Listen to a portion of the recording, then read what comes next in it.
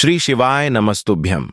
शिवरात्रि के दिन शिवलिंग से एक चीज उठा लाना और साथ ही महाशिवरात्रि से पहले एक चीज अपने घर पर लाकर रख लो। कैसी भी दुख तकलीफ, दरिद्रता, रोग दोष, संकट, शारीरिक आर्थिक मानसिक परेशानियां चल रही हैं तो उन सभी का निदान होगा। वीडियो में जानेंगे कौन सी वह वस्तु है जिसका आपको प्रयोग करना है। जैसा कि आप जानते होंगे, फल्गुन महीने की चतुर्दशी तिथि पर यह महाव्रत किया जाता है। 2025 में यह 26 फरवरी बुधवार के दिन महाशिवरात्रि का पावन पर्व मनाया जाएगा। इस दिन आप जानते होंगे 4 पहर की पूजा का विधान है। जो भक्तजन 4 पहर पूजा करते हैं उनके लिए तो यह भाग्य उदय के लिए सबसे ज्यादा सुख देने वाला यह कार्य होता है। परंतु जो भक्तजन विशेष तौर पर रात्रि 4 पहर की पूजा नहीं कर पाते हैं तो वह सिर्फ प्रदोष काल और सुबह की पूजा भी कर लेते हैं तो भी इसे शुभ और श्रेष्ठ माना जाता है। तो आप सभी को इस दिन अपने भाग्य की रेखाओं को प्रबल करने के लिए व्रत उपवास रखना है, पार्थिव शिवलिंग पूजन करना है।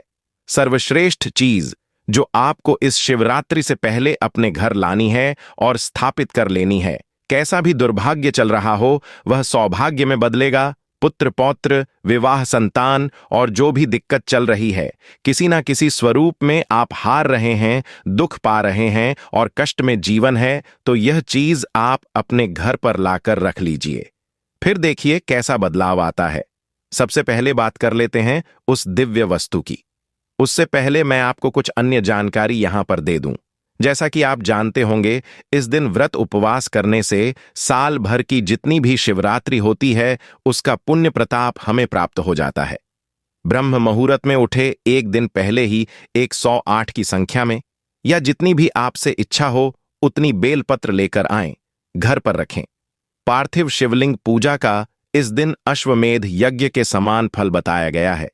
मिट्टी के शिवलिंग बनाकर मां पार्वती के साथ विधि विधान से अपनी क्षमता शक्ति सामर्थ्य अनुसार पुत्र प्राप्ति की इच्छा है तो करें, विवाह की इच्छा है तो करें, तो कुल मिलाकर आप गणना नहीं कर सकते इस दिन कितना पुण्य प्रताप मिलता है। इस दिन श्री शिवाय नमस्तुभ्यम महामंत्र की माला का एक बार एक माला का जाप करना परम सुखों की अनुभूति देता है। तो सबसे पहले अगर आपके घर में महादेव का शिवलिंग नहीं है तो आप सभी को इस शिवरात्रि से पहले लाकर घर में रख लेना चाहिए और उसे प्राण प्रतिष्ठित कराकर या प्राण प्रतिष्ठित नहीं भी करवाते हैं तो भी स्थापित कर लीजिए और निरंतर उसकी पूजा करें। जो चाहेंगे उससे प्राप्त कर लेंगे। दूसरा, अगर आपके घर पर जो बेलपत्र नहीं है तो महादेव को सबसे अधिक प्रिय है बेलपत्र, तो उसे लाकर अपने घर पर स्थापित कर लीजिए। लगाने के बाद उसे अपने संतान की भांति पोषित करते हैं तो कैसी भी तकलीफ चल रही हो उसका निदान होता है, कष्ट संकट पीड़ा मिट जाती है। महादेव को प्रिय है त्रिशूल और रुद्राक्ष, यह चीज लाकर अपने घर पर रख लीजिए। कहा जाता है त्रिशूल और रुद्राक्ष जिस घर में होता है महादेव का स्वरूप उस घर में अपने आप ही वास करने लग जाता है। अब बात कर लेते हैं उस चमत्कारी वस्तु की जिसकी मैं आपसे बात कर रही थी। वह वस्तु है भस्म। अब यह भस्म कैसे बनाई जाती है? देखिए, बाजार में तो कई तरह की भस्म मिल जाती है, आप सब जानते होंगे, परंतु भस्म एक बेल फल की भस्म जो है मिलती है। आप जानते होंगे तो यही बेल फल की भस्म आपको तैयार कर लेनी है। कहा जाता है मासिक शिवरात्रि हो, प्रदोष हो, सावन महीने हो या रोज अगर बेल फल की भस्म शिवलिंग पर समर्पित कर ली जाती है तो किसी भी दुर्भाग्य का सामना आप चुटकी में कर लेते हैं। महादेव की दिव्य शक्तियां प्राप्त होती हैं। आपने देखा होगा साधु संत जन सभी जो है भस्म धारण करते हैं, रोग दोष कष्ट संकट पीड़ा सी मुक्ति के लिए महादेव से प्रार्थना करते हैं। तो आपको बेल का एक फल लेकर आना है। उस बेल फल के अंदर का गदा आपको निकाल लेना है। धूप अब पक्की होने लगी है तो बेल फल को आपको छत में सुखा लेना है।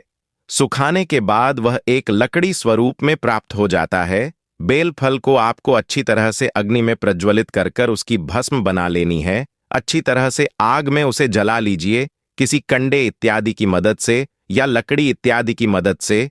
फिर इसे किसी कपड़े से छानकर इसे भस्म बनाकर एक डब्बे में रख लीजिए। शिवरात्रि के दिन, बड़ी शिवरात्रि के दिन अगर आप इसे शिवलिंग पर समर्पित करते हैं तो कैसा भी दुर्भाग्य हो, किसी भी तरह की परेशानी हो, उन सभी परेशानियों का निजात होता है, कष्ट संकट पीड़ा से मुक्ति मिल जाती है। तो जो महादेव से जुड़ी हुई चीजें हैं उन्हें तो आप अपने घर पर लाए ही, साथ के साथ आप सभी महाशिवरात्रि से पहले इस दिव्य वस्तु को घर पर लाकर जरूर रख लीजिए। साथ ही माता गौरा के लिए इस दिन सुहाग सामग्री समर्पित करना, बेलपत्र की माला समर्पित करना, विधि विधान से महादेव की पूजा करना, बेर का भोग लगाना, गेहूं की बाली का भोग लगाना परम सुखों के अनुभूति देता है। तो पावन पवित्र श्रेष्ठ तिथि पर आप सभी को जितना संभव हो, जिस स्वरूप में आपसे संभव हो, जिस तरह से आपसे संभव हो, महादेव की भक्ति में अपना समय व्यतीत करें। दुर्भाग्य दूर होगा, सौभाग्य में वृद्धि होगी, कर्ज दुख दरिद्रता का अंत होगा और परिवार में बरकत होना शुरू हो जाती है। कहीं आप तो शिवलिंग की पूजा में नहीं कर रहे ये गलतियां? क्रोधित हुए महादेव तो प्रकोप से बचना होगा। मुश्किल हिंदू महिलाएं अपने पति की लंबी उम्र के लिए मांग में सिंदूर लगाती हैं। भगवान शिव विनाश के देवता हैं, उन्हें सिंदूर बिल्कुल भी पसंद नहीं है। तो इस बात का विशेष ध्यान रखें कि उन्हें भूल कर भी सिंदूर न चढ़ाएं। कहीं आप तो शिवलिंग की पूजा में नहीं कर रहे ये गलतियां? क्रोधित हुए महादेव तो प्रकोप से बचना होगा। मुश्किल जहां एक तरफ महादेव बहुत दयालु हैं तो दूसरी ओर वे क्रोधी स्वभाव के भी हैं। जो उन्हें सच्चे मन से याद करता है उसकी पुकार वह तुरंत सुन लेते हैं। भगवान शिव के प्रिय माह सावन में कई लोग अपने घर के मंदिर में शिवलिंग स्थापित करते हैं। अगर आपने भी अपने घर में शिवलिंग स्थापित किया है या स्थापित करने के बारे में सोच रहे हैं तो आपको कुछ बातों का ध्यान रखना बहुत ही जरूरी है। आप तो जानते ही हैं कि भगवान शिव जब क्रोधित हो जाते हैं तो वह पूरी पृथ्वी का विनाश करने की क्षमता रखते हैं। ऐसे में कोई ऐसा काम न करें या कोई ऐसी चीज न चढ़ाएं जो उन्हें पसंद न हो।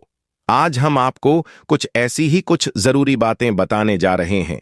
शिवलिंग की पूजा अर्चना में इन बातों का रखना चाहिए। खास ध्यान, शिवलिंग को कभी भी कोने में न रखें।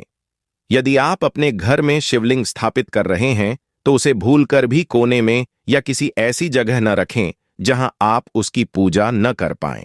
ऐसा करने से भगवान शिव क्रोधित हो जाते हैं और उनके क्रोध से बचना मुश्किल ही नहीं, नामुमकिन होता है। हल्दी न चढ़ाएं। जैसा कि हम सभी जानते हैं कि हल्दी का इस्तेमाल औरतें अपनी खूबसूरती को बढ़ाने के लिए करती हैं। भगवान शिव को खूबसूरत दिखने की कोई इच्छा नहीं है। भगवान शिव एक पुरुष देवता हैं, इसलिए उन्हें हल्दी बिल्कुल भी पसंद नहीं है। तो याद रखें कि उन्हें कभी भी हल्दी न चढ़ाएं। सिंदूर से दूरी रखें। ये तो पूरी दुनिया जानती है कि हिंदू महिलाएं अपने पति की लंबी उम्र के लिए मांग में सिंदूर लगाती हैं। भगवान शिव विनाश के देवता हैं, इसलिए उन्हें सिंदूर बिल्कुल भी पसंद नहीं है। तो इस बात का विशेष ध्यान रखें कि उन्हें भूल कर भी सिंदूर न चढ़ाएं। स्थान न बदलें। जिस जगह पर एक बार शिवलिंग स्थापित कर दी जाती है उसे वहां से हटाना नहीं चाहिए। अगर किन्हीं विपरीत कारणों से शिवलिंग को एक स्थान से दूसरे स्थान पर स्थापित करने की नौबत आ भी रही है तो इस बात का ध्यान रखें कि शिवलिंग को हटाने से पहले उसे गंगा जल और ठंडे दूध से स्नान कराएं, उसके बाद ही जगह को बदलें। ऐसा न करने से भगवान शिव क्रोधित हो जाते हैं। बिना किसी बर्तन के दूध न चढ़ाएं। कुछ लोग होते हैं जो सोचते हैं कि सीधे दुकान से पैकेट वाला दूध खरीदा और चढ़ा दिया। ऐसा करने से बचना चाहिए। शिवलिंग पर हमेशा बर्तन से ही दूध चढ़ाना चाहिए। दूध चढ़ाते वक्त एक बात का और ध्यान रखें कि दूध बिल्कुल ठंडा होना चाहिए, भले ही बाहर कैसा भी मौसम हो। शिवलिंग की बनावट का रखें ध्यान। शिवलिंग स्थापित करने से पहले इस बात का अवश्य ध्यान रखें कि शिवलिंग सोने, चांदी या पीतल का बना होना चाहिए। एक बात और ध्यान रखनी चाहिए कि बिना सांप वाला शिवलिंग भूलकर भी घर नहीं लाना चाहिए। पानी का रखें खास ध्यान। आप जब भी किसी शिव मंदिर में जाते होंगे तो आपने देखा होगा कि शिवलिंग के ऊपर एक पानी से भरा पात्र लटका रहता है जिससे हर समय पानी टपकता रहता है। इसलिए जब आप भी अपने घर पर शिवलिंग स्थापित करें तो पानी की व्यवस्था ठीक तरह से करें। दिन हो या रात हो, हर समय शिवलिंग के ऊपर पानी गिरते रहना चाहिए। शिवलिंग को अकेले न रखें। जब आप अपने घर पर शिवलिंग स्थापित कर रहे हों तो इस बात का खास तौर पर ध्यान रखें कि शिवलिंग को कभी भी अकेले न रखें। इसके साथ मां पार्वती और गणेश की मूर्तियां भी रखें, भी अकेले न रखें। इसके साथ मां पार्वती और गणेश की मूर्तियां भी रखें। रोजाना स्नान करने के बाद शिवलिंग पर चंदन का टीका लगाएं। ऐसा माना जाता है कि इससे शिवलिंग पवित्र और ठंडा रहता है। शिवलिंग पर नारियल पानी कभी न चढ़ाएं। आपको इस बात का हमेशा ध्यान रखना होगा कि शिवलिंग पर कभी भी नारियल पानी नहीं चढ़ाना है। ऐसा करने से भगवान शिव क्रोधित हो सकते हैं। हालांकि आप इसकी जगह पर कच्चा नारियल चढ़ा सकते हैं। शिवलिंग पर तुलसी की पत्तियां कभी न चढ़ाएं। शिवलिंग पर भूलकर भी तुलसी की पत्तियां नहीं चढ़ानी चाहिए। शिवलिंग पर हमेशा बेलपत्र ही चढ़ाना चाहिए।